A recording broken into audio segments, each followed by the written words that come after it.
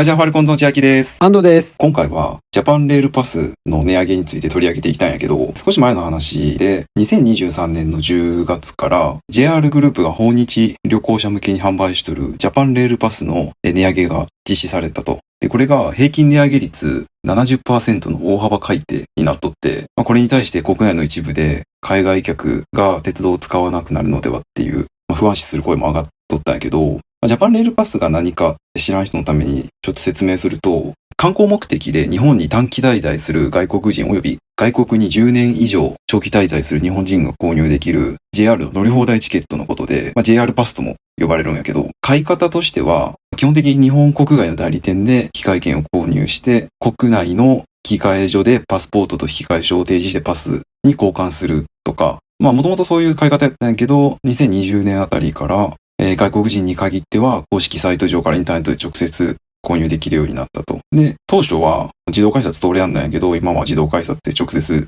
入場できるようになっとって、この JR パスがすごいのは、普通の国内旅行とか日本人が使うような乗り放題チケットと違って、新幹線も乗り放題になると。全国のな。で、その価格が、値上げ前が普通車の大人のチケットで7日間で29,650円で、2週間、14日間で47,250円やったよな。で、これが7日間のが5万円になって、で、14日間の47,250円が8万円になったと。はいはい。結構な値上げってか思うよな。それだけ見たら。ただ、元が異常に安かったから。確かに。2週間で3万やもんな。乗り放題で。そうそう。鉄道乗り放題チケットって言ったんやけど、一応 JR が運営してるバスとかフェリーにも乗車できる。適用される。これがどれくらいお得かっていうと、新幹線が東京から大阪やと片道14,000円とかやから、往復すればほとんど元が取れる。破格やな。そう考えると。で、それが7日間使えてやったから、もうめちゃくちゃ安いよな。日本人が買いたいぐらいの価格ないけど。そう、日本人買いやんねやんな。そうそう、外国人だけやからな。世界水準からしても、この安さっていうのはすごい際立っとって、例えば、アメリカで同じようなチケットが販売されとるんやけど、これが、USA レールパスって名前で、アメリカ全土に敷かれとる、アムトラックっていう鉄道の普通車両に定額で乗車可能になるチケットがあるんやけど、これが10回の回数制限付きのチケットで499ドル。1ドルが150円ぐらいやとすると、だいたい7万5千円ぐらい。7万から8万、そうやな。7万5千円ぐらいやから、この29,650円ってのはどんだけ安いかわかると思うんやけど。で、値上げして5万にしてもまだ安いって感じるよな。そうやな。しかも今円安やからな。5万って言ったらだいたい300ドルぐらいかな。国内の人はさ、あんまり知らんやん。JR パスの存在を。いや、知らん。正直知らんだ。鉄オタやったら知ってると思うけど、普通の鉄オタじゃない日本人は知らん人も結構多いと思うけど。でも、ジャパンレールパスがあったんやなっていうのが、全然知らんだ時に、やたら車両にその外人しかおらんみたいな、あって、そういうのもあったんやろなって、今思うと、この人らもジャパンレールパス使って旅行しとるんやなって、明らかにその車両自体がもう外人しかおらんみたいな時もあってさ、びっくりしたことあるわ。俺もその存在を知ったのが、外国人の YouTube の動画見とって、日本に旅行に来とる外国人の動画でジャパンレールパス使ってるぜみたいなこと言っとって、そんなもんがあるんかっていうのをその時初めて知ったな。だから外人に教えてもらった俺は。で、値上げ前は、ジャパンレールパスは新幹線、東海道新幹線、山陽新幹線もか、光しか乗れやんだんやけど、こだまと光かしか乗れやんだんやけど、だから、光って、その外国人ばっかなんやな。乗っとんのが。なるほどね。ただ、2023年10月の値上げからは、追加料金を払えば、のぞみとかみずほにも乗れるようになって、片道4,000円ぐらい追加で払えば、のぞみとかに乗れるから、値上げが悪いことばっかりではない。そうやな。今回の2023年の値上げで、外国人に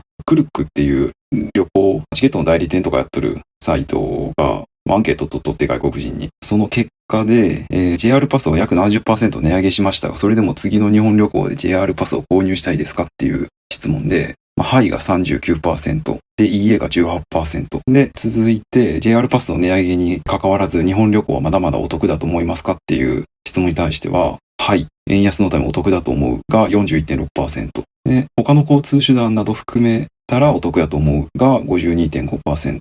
だからまだまだ外国人は、たとえ 70% 値上げしても全然まあお得やろうと思ってるみたいな。まあ、それでも、その半数以上が値上げで、なんか利用しんっていう観光客が多かったんが、ちょっと意外やなって思ったわ。外国から日本に来る人なんてさ、お金持っとって、日本では結構豪遊するイメージがあったからさ、そんな値上げぐらい気にせんのかなって思ったんやけど、よくよく調べてみると、今、日本に来とる観光客の人って、円安で日本自体が安いと思っとる観光客が多いらしいよね。やっぱ穴場として。だから富裕層というよりは、現実的な庶民派の人が、中間層がね。こういう敏感な値上げには、そういう目で見とる人も、なんか多いらしい。節約しながら海外旅行したい人が来るんや。だから日本人が東南アジアに、物価安いから行くのと同じような感覚やんな。ああ、まあ、そうやな。似たようなもんやと思うわ。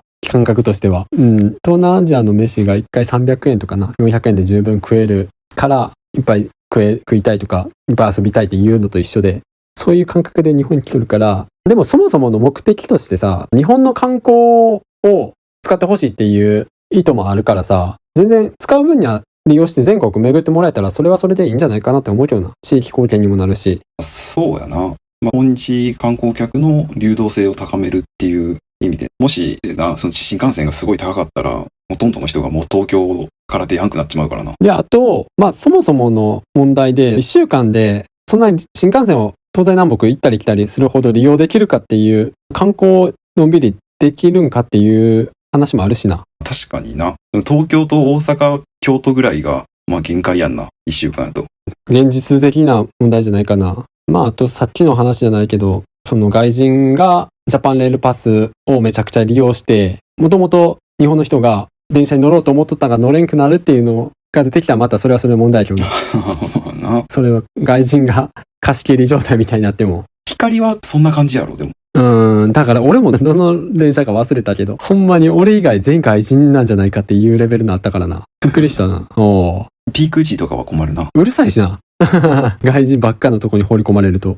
コミュニティが出来上がっとるかわからんだけど、そいつらが。確かにな、結構団体で来る奴らも多いからな。そう。だから平気で喋るし、寝ようと思っても全然寝れんだし。訪日外国人はさ、結構1回の滞在が長いからさ、まあ東京、京都ぐらいは回る人が多いんやろうな。そうやな。まあ1週間よりはまあ全然もっと使うわ。東京、京都、大阪やったら JR の鉄道も発達しとるからさ、都内とか京都府内でもさ、鉄道 JR 使えば、まあ全然余裕で元取れるわな。新幹線は別料金でもいいような気もするけどな。だって、日本の新幹線ってもうそれ自体がさ、なんか観光スポットみたいになっとるやんな。確かにな。300キロで移動する高速鉄道みたいな感じでさ、もうちょっと高くとってもいいような気もするけどな。いいと思う。いいと思うし、現実的には多分厳しいと思うけど、まあ日本人にも販売してくれよとは思うな。日本人にも販売しだすと、他の格安の移動手段が廃れてきそうやけどな、バスとか。確かにな。でも、これはまあ日本やからこそできることな気もするけどな、鉄道が発達しとる。外国行くともうバスしか移動手段ないとか普通やからな。高速鉄道はそもそもないしな。東南アジアとか全然。そうやな。まあ新幹線が安く乗れやんと地方に行かんわな、外国人なんて。そう。だから地方のその観光地とかはありがたいんじゃない？まああと外国人は電車で基本移動するしかないからな。まあ車運転するのも難しいやろうし、そういう意味では鉄道を使ってもらえるっていうのはな、いいわな。あとさ、路線の乗り換えとかでさ、ジャパンレールパスを利用せずに、日本語も読めん不自由な外人がさ、ローカル線の切符とかがちゃんと買えるのかどうかっていうのが疑問に思うんやけど。地方のローカル線なんてさ、俺らでもややこしい時あるやん。バスとかな。そう。乗り換えとかっていう問題考えたら、もうジャパンレールパス一本で乗りたい場所に降りて、乗りたい場所に乗るっていう意味からしても、まあ、外人からしたら結構有効的だと思うけどな。確かにな。窓口は結構英語も通じない人多いしな。英語のアナウンスも結構ないところは田舎やとないしな。田舎なんかないよ。あと、あれじゃない、やっぱ日本の場合はさ、国土が広いからさ、国土が広いっていうか、まあ都市が離れとるから、鉄道しかやっぱ移動手段ないしな。まあそうやな。まああと外国人の方が国内旅行してくれる人も多いしな、今は。そうやな。逆にさ、このジャパンレールパスの話で思い出したけどさ、俺らもさ、高校生ぐらいの時にさ、青春18切符使ってさ、まあ乗り放題みたいな、やったやん。やったな。長野まで行ったりとか、地方のローカル線をたどって。本当に青春の年齢だとったそれを。有効活用しとったんやんか。だからそう考えるとこういう電車のさ、旅っていうのもさ、まあ全然悪くないと思うしさ。青春18切符つながりでいくと、青春18切符も最近解約があったな。らしいね。もう十何年使ってないから全然知らんだけど。もともと5回、5日間分のチケットがついとって、それを連続してなくてもよかったんやけど、5日間は。あと、複数にね、使い回せたんやけど、なんかそれができやんくなって、5日間連続で使わなあかんとか、使い回しができやんとか。解約やな、それは。そういう解約があったな。まあ、いいかわからん。まあ、多分いいと思うんやけど、例えば、往復で使って、2回分使って、余った3回分を金券ショップに売るとか、そういうのもできたよ。青春18切符って。もうだからそれができやんくなるの。いや、それ不便やな。なんでわざわざそんな解約したんやろ。お金のない人の味方、てか若者のな、味方みたいなところあったのにな、青春18切符はな。これでさ、青春18切符解約されてさ、あと、まあ、それつながりで、ジパングクラブって知っとる？知らんわ。高齢者向けの鉄道の割引特典みたいなのがあってさ、年会費の4000円ぐらい払ったら、JR の路線が 20% から 30% ぐらい割引乗れるっていうのがあるんやけど、へえ。めっちゃ得やんな、これも。得やな。高齢者だけなんや。高齢者だけ65歳以上とかやったかな。あ、65なんや。別にJR のさ、企業戦略やから、外野がとやかく言うことではないかもしれんけど、こうやってな、外国人と高齢者ばっかり優遇して、若者を締め付けるどうなんやっていう意見があったな。今の政治と一緒やん。話をジャパンレールパスに戻すと、まあ、ネットを見とると、まあ、今回の値上げはまあ妥当やっていう、もっと値上げしろっていう声も結構多かったな。まあ今までが安すぎたっていうのがあるしな。結局さ、追加料金望みも乗れるようにしてつってもさ、まあ、4000円っていうとさ、アメリカ、欧米の人からしたら、まあ、そんな大した額じゃないからさ。はいはい。これでみんなが望み乗るようになってしまうと、さっきも言っとったけど、まあ、日本人が望み乗れやんくなってしまうかもしれんな。本末転倒やな。円安ってほんま最近いいことないよな。